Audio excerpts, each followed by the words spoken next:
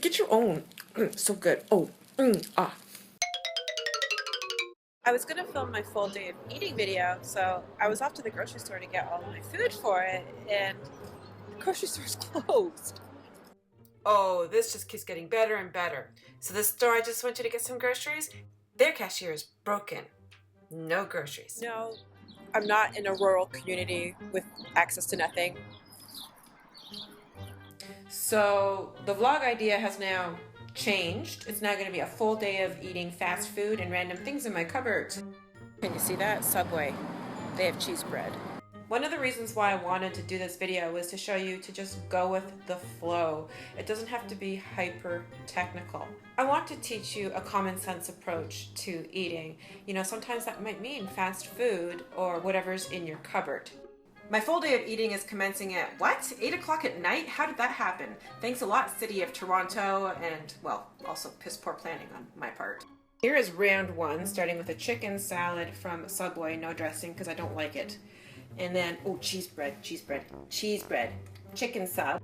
Then I'm going to have the orange, followed by the chocolate coconut protein bar, which is just a glorified candy bar. So friggin' good. The chicken's not very good. Okay, so while I'm eating this, I'm gonna figure out the nutritional information. Finished it. So now I'm gonna do the sub, and I've gone onto their website so I can figure out the nutritional info. Shut up, this is so friggin' cool. So the Subway site lets you figure out your nutritional info. So I had the oven roasted chicken salad, so you go calculate yours, and then you tick off all the different things you've had, and then it will tell you, boom. According to my boring salad, it was 110 calories, 2 grams of fat, and 15 grams of protein. Pay attention. I'm going to teach you how to enter this into your daily tracker. I am using Lose It. It also works on your desktop computer. That's where I'm using it now. So I'm going to add a food to my breakfast, even though it's like, what, 9 o'clock at night now? So I'm going to click the Create Food category. Subway. Salad. So we know it's 110 calories. So I'm going to enter that here. Here we have it, my Subway chicken salad. I custom entered it, so it's the exact correct macros. And I'm going to add the food.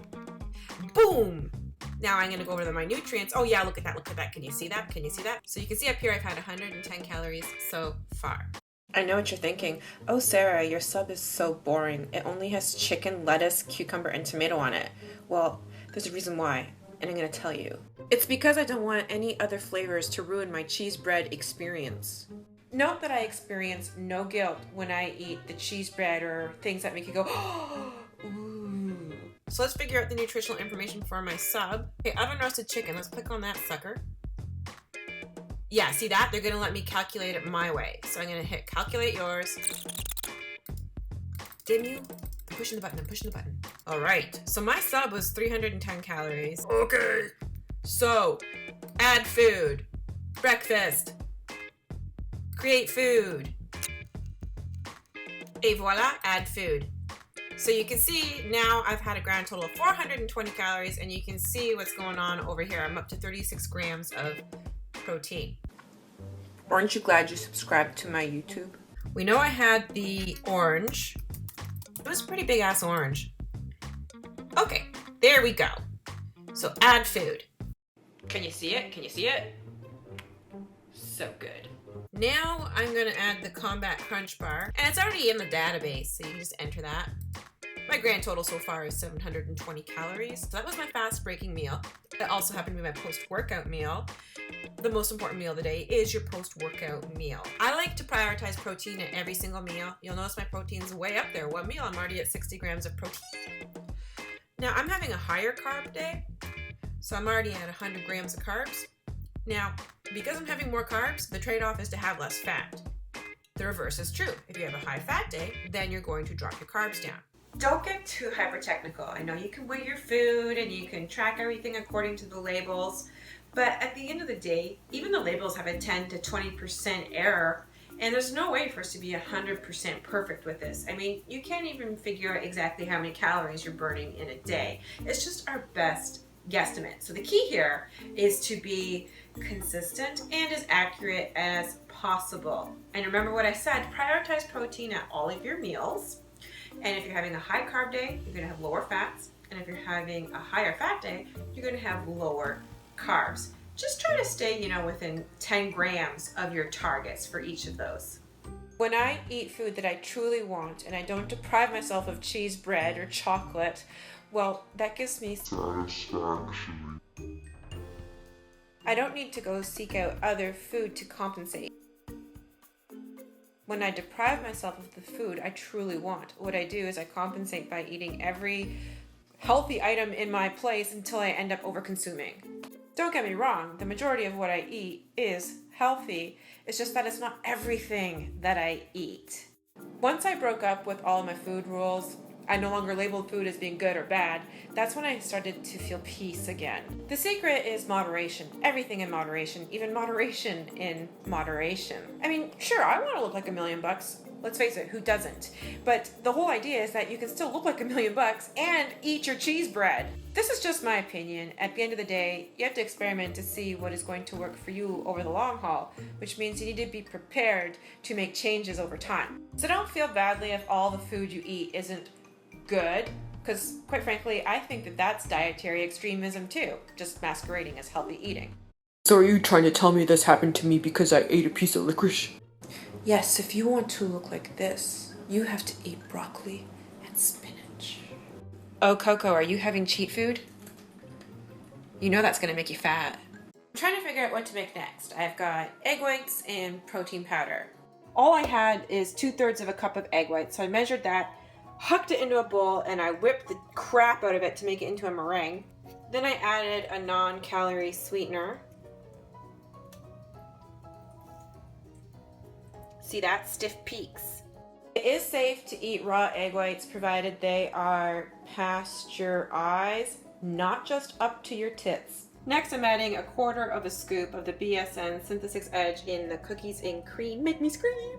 And I'm only adding a bit because it's obviously going to make your meringue go floppo. But I don't care because it tastes good and I have no food in my house.